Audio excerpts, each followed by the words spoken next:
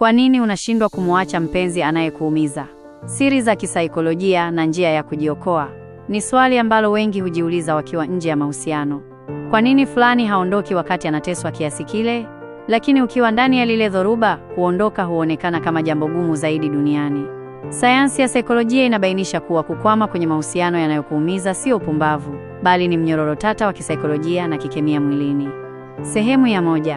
Kwa nini unashindwa kuondoka? Sababu za kisaikolojia. 1. Kiambatisho cha kiwewe, trauma bonding. Hii ndiyo sababu yenye nguvu zaidi. Inatokea pale mpenzi anapokufanyia vibaya, matusi, kupigwa au kusalitiwa. Kisha anageuka na kuwa mtu mwema sana, mwenye kuomba msamaha na kutoa mapenzi mazito. Mzunguko huu wa maumivu na raha unatengeneza kifungo cha kikemia mwilini kinachofanana na uraibu wa madawa ya kulevya. Unajikuta unasubiri ile raha ya baada ya maumivu ili ujisikie vizuri tena. 2. Matumaini ya mabadiliko, the fantasy bond. Watu wengi hawampendi yule mtu anayewatesa sasa, bali wanampenda yule mtu mwema waliyemjua mwanzoni mwa mahusiano. Unabaki ukiamini kuwa ukijitahidi zaidi, ukimpenda zaidi, au ukivumilia zaidi, atarudi kuwa yule mtu wa zamani. Unapenda uwezekano wake, potential, na sio uhalisia wake. 3. Hofu ya upweke na kupoteza, sunk cost fallacy. Hii ni hali ya kufikiri, nimeshapoteza miaka 5 hapa, nimevumilia mengi, siwezi kuacha yote yaende bure sasa. Unahisi kuondoka ni kukubali kushindwa. Pia, hofu ya kuanza upya maisha ukiwa peke yako inatisha kuliko maumivu unayoyapata sasa. 4. Kushuka kwa kujiamini, gaslighting. Wapenzi wengi wanaoumiza hutumia mbinu ya gaslighting, kumfanya mwenzao ajione yeye ndiye mwenye makosa, yeye ni dhaifu, au hakuna mwingine atakayempenda nje ya hapo.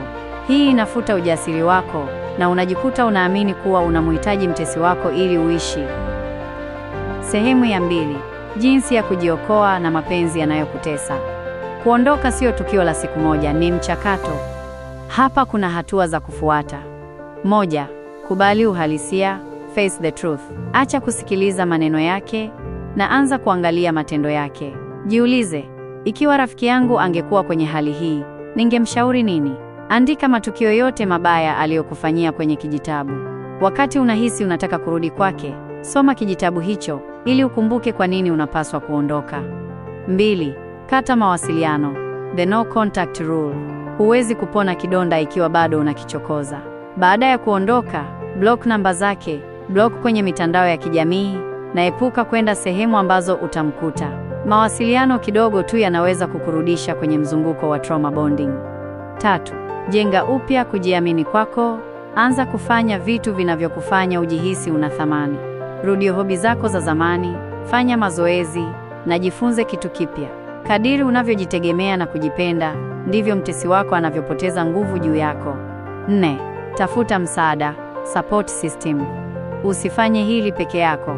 Waambie marafiki waaminifu, ndugu, au washauri wa saikolojia, therapists. Mahusiano yenye maumivu hukua gizani kwa siri.